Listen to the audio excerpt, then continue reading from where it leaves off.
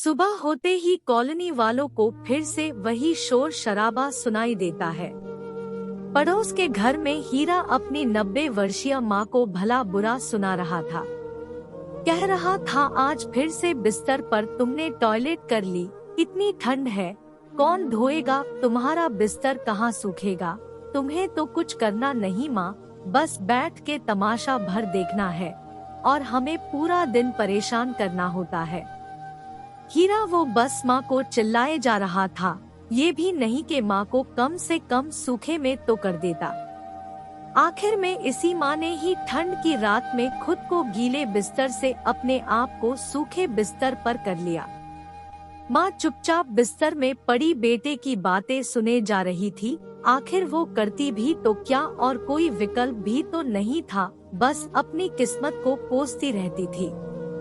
हीरा बराबर डांट फटकार की बौछार माँ पर किए जा रहा था कि तभी अचानक से उसकी पत्नी की बुलंद आवाज आई, ये लो अब इनकी टॉयलेट साफ करो, मैंने कहा था कि रात में इन्हें खाने को रोटी मत दो, लेकिन तुम्हारा मातृप्रेम जाग उठता है न। लो कर दी टॉयलेट धोती में, पूरी गंद मचा के रख दी है, मेरे बस का नहीं है अब ये नरक साफ करना, तुमने खिलाया है तुम ही धोगे।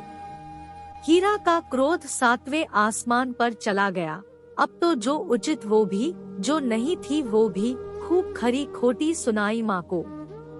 जैसे ही वह माँ के पास पहुँचा सफाई के लिए, माँ टूटे फूटे शब्दों में बोली, बेटा मैं बहुत देर से आवाज लगा रही थी, तुम सब सोए हुए थे, मैंने नीचे उतरने की बहुत कोशिश करी थी पर उतर नहीं पाई और बिस्तर पर ही टॉयलेट कर ली। कहते हुए सुबक सुबक के किसी बच्चे की तरह रो पड़ी। 2 वर्ष पूर्व की बात है।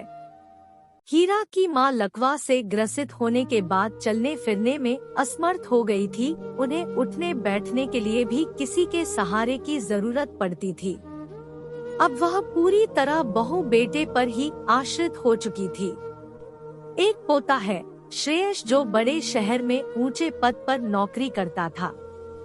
ऊंचा पद और बार बार के तबादले के चलते वह घर कम ही आता, पर दादी से उसे बड़ा स्नेह था।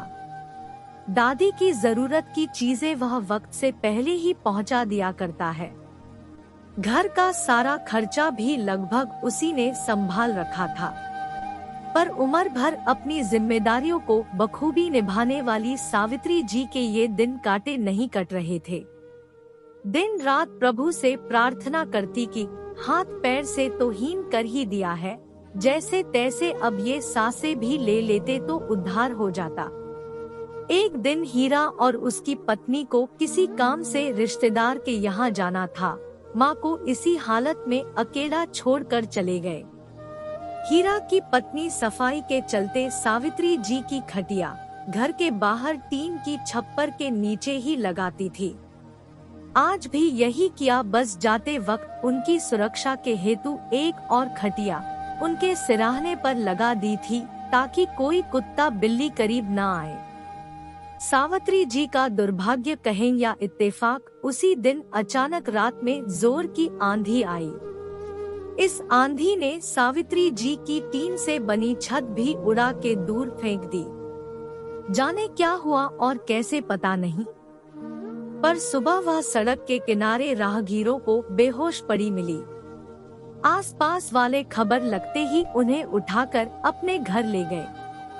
उनकी उचित देखभाल की और उनके पोते को फोन करके बुलवा लिया। पोते ने जब दादी की ये हालत देखी तो बहुत दुखी हुआ।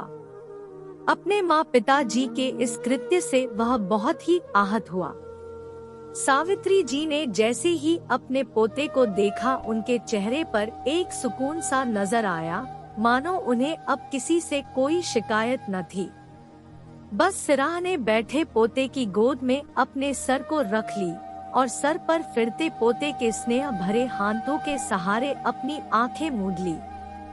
जैसे इसी गोद का इंतजार था उन्हें, स्वयं को इस काया से मुक्ति दिलाने के लिए।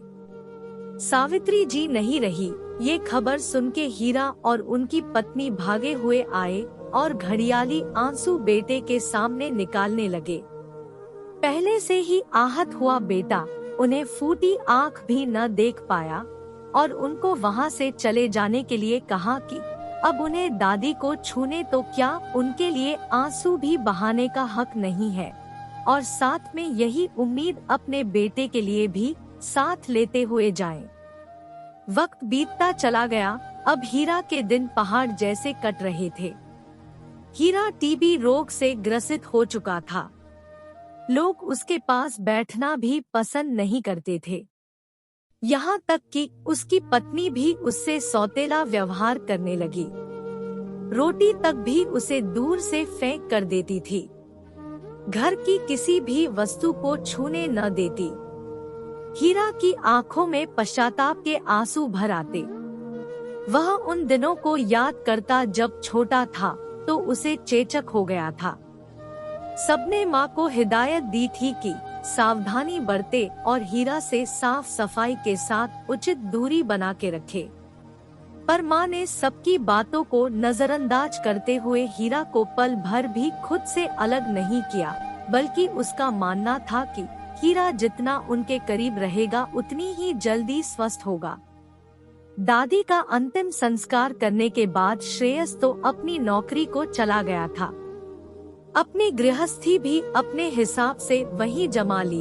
उसने दोबारा अपने घर मुड़कर देखने की कोशिश भी नहीं की।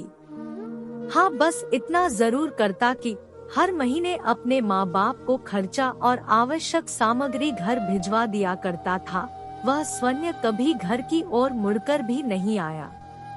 किंतु उसे जब पिता की अवस्था का ज्ञान हुआ और माँ द्वारा उचित व्यवहार न किए जाने के चलते वह हीरा को अपने पास ले आया, क्योंकि वह उनकी तरह बेरहम और इंसानियत से हीन नहीं था। उचित इलाज और बेहतर देखरेख से हीरा स्वस्थ होने लगा था। बेटे और बहू ने सेवा में कोई कमी न छोड़ी। उन्होंने पिता के प्रति अपने कर्तव्यों का पूर्ण निर्वहन किया। पर आत्मग्लानि से भरा हीरा अपने ही बच्चों से नजर बचाता रहता। उसके मन में यही ख्याल आता, काश माँ एक बार आ जाती और वह स्वयं द्वारा किए गए कृत्यों की एक बार माफी भर मांग लेता। किंतु अब यह कतई संभव न था। इसलिए कहते हैं, माँ बाप का दिल जीत लो, कामयाब हो जाओगे, वरना सारी दुनिया जीत कर भी हार जाओगे।